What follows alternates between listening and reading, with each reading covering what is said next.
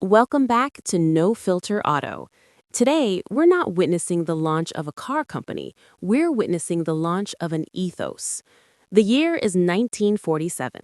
Sweden is rebuilding, and a consortium of aircraft engineers, experts in aerodynamics, safety, and rational design, faced a daunting task to build a car. Not just any car, a car for a new world born from logic, not legacy. This is the Saab Ursaab, the original Saab, prototype number 1. It is not a car adapted from something else. It is an aircraft for the road. Let's set the stage. The team at Svenska Aeroplan Aktia Bolaget, Saab, had never built an automobile. Their expertise was in crafting sleek, efficient fighter jets. So they applied aircraft philosophy to the automobile problem. The Ursaab is a rolling hypothesis. It looks like nothing else on Earth in 1947. A teardrop-shaped monocoque-bodied two-door with a drag coefficient lower than a Volkswagen Beetle's. The hood is impossibly long and low, the greenhouse is a continuous curve of glass, and it has only one door, on the passenger side. The driver entered through a hatch that opened over the roof. The hook is not nostalgia or power, it is pure, cold, aerodynamic logic. But here's the no-filter truth beneath its alien skin.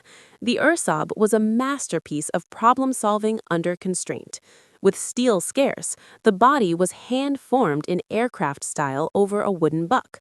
Power came from a tiny 18-horsepower, two-stroke, two-cylinder DKW engine mounted transversely and driving the front wheels, a layout Saab would stick with for decades.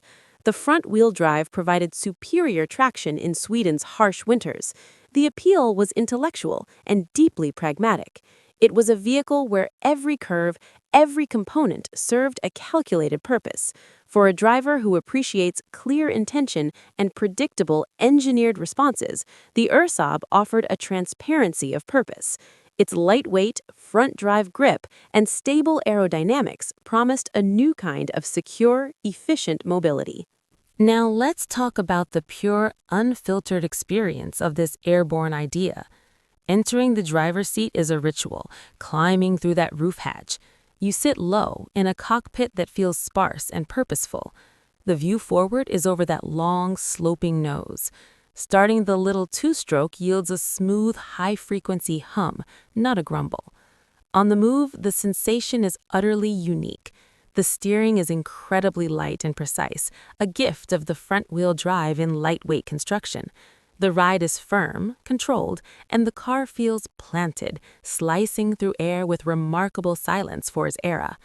The sensory experience is one of engineered calm and focus. The muted whir of the engine, the lack of wind rush, the direct, unfiltered feedback through the steering. It doesn't feel like driving a car.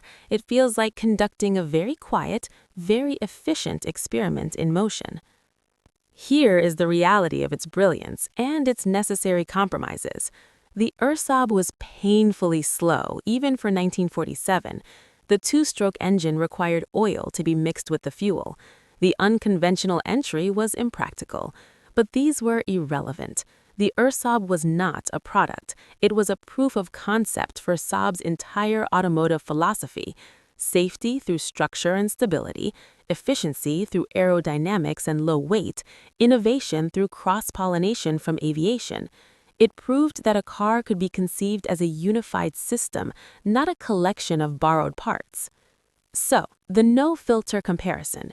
In 1947, its rivals were the Morris Minor, the Volkswagen Beetle, and various American barges.